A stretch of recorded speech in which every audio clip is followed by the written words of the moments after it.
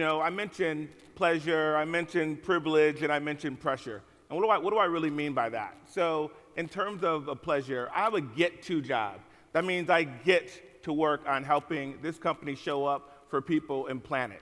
Really, really central to who I am and what I bring to the company, a lifelong career in social impact. So to bring that to a company that wants to do more than make great products. And we do make great products. You see, we brought out Pepsi Max here. You might know 7-Up. You might know Gatorade, Quaker Oats. And then we have lots of toes. Doritos, Cheetos, Tostitos, lots of toes in our portfolio. And so those products and those products are really inside the bag. That bag of Lay's or that bag of Walkers are potatoes. And those potatoes are grown by potato farmers. Inside that Doritos bag, it's corn grown by corn farmers all over the world. And so at the end of the day, we're a great food and beverage company, the second largest in the world, but at our root, we're an agricultural company.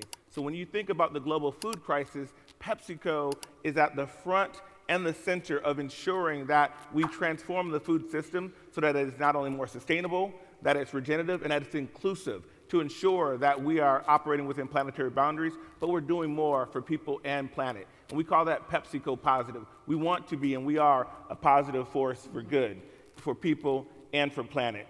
And this work is so central to who we are, but the work really is about how we're farming, but also who's farming. And so to address this global food crisis, we have to think about who's on the front lines, who's toiling in the soil day in and day out. And the reality is that over 50% of the entire agricultural value chain is led by women around the world. And so if we're going to address the global food crisis, we need to do more for women. Devendri, you are literally on the front line of ensuring that this global company, 300,000 employees, 200 markets around the world, that we do more than make great products, that we're a positive force for good, and that we're investing in women. Share a little bit about the work that you're leading on a daily basis to make sure that we are PepsiCo positive. So thanks, Edie. And you know what? The math is simple. Research shows that if women had the same access to resources that men do, they could increase the yields on their farm by 20 to 30%.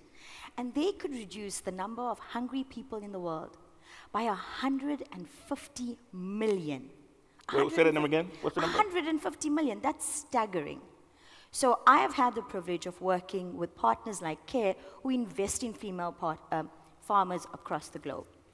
One of the programs we launched was She Feeds the World, and it is a program that's investing in 5 million farmers globally to help them practice regenerative agriculture, to increase yields, but also to increase their income.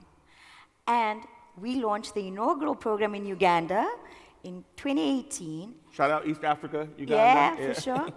And we reached over 540,000 producers by helping them and training them in agricultural practices that are sustainable, providing them access to resources, but also providing them access to market where they could sell portions of their crops and then earn income. The training also included providing education and awareness around sanitary food practices and feeding.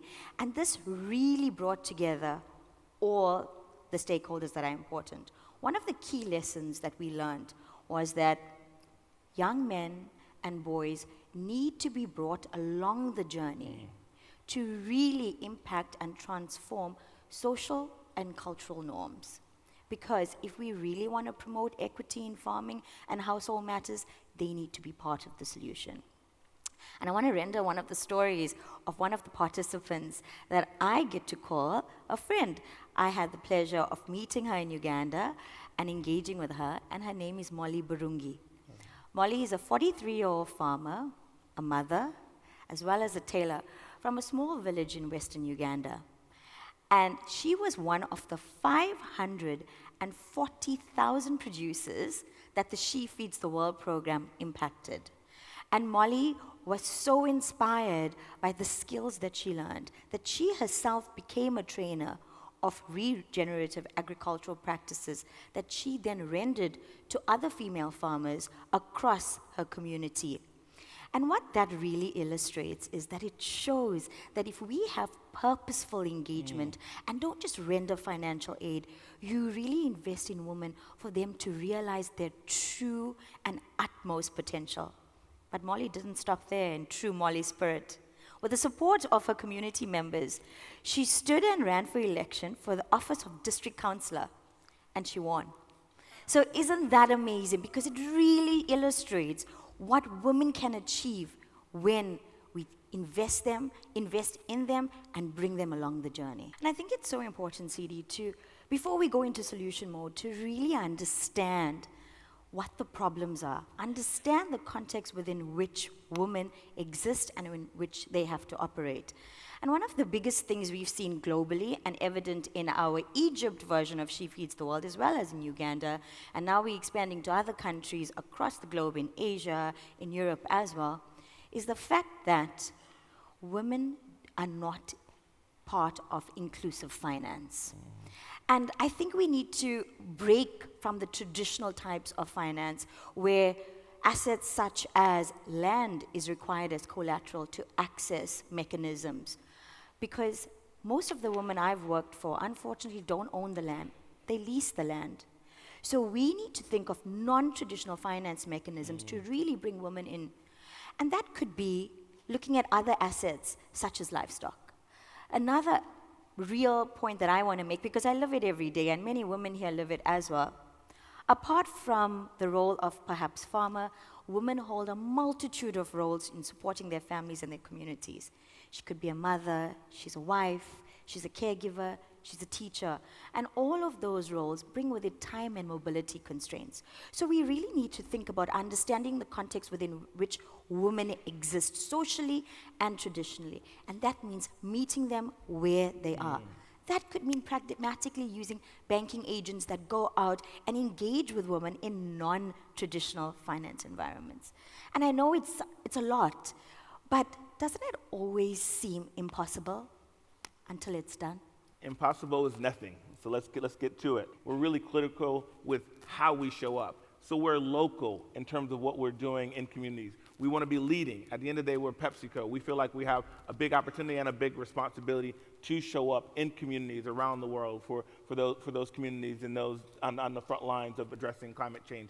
But we also want to be lasting, sustainable solutions to transform communities. With that being said, local, lasting, and leading, let me leave this crowd, this one young world crowd, with one young leader who can give us some closing thoughts. No. So, if we as a global society really want to make meaningful gains in reducing poverty and increasing shared prosperity, we need to be deliberate and purposeful about bringing women and young girls along the journey. But if we want to be inclusive of women, we all need to come together to solution towards these challenges. It can't be done alone. So as an African proverb says, if you want to go fast, go alone. But if you want to go far, go together. Thank you. No, thank you. Thank you so much, Devendri.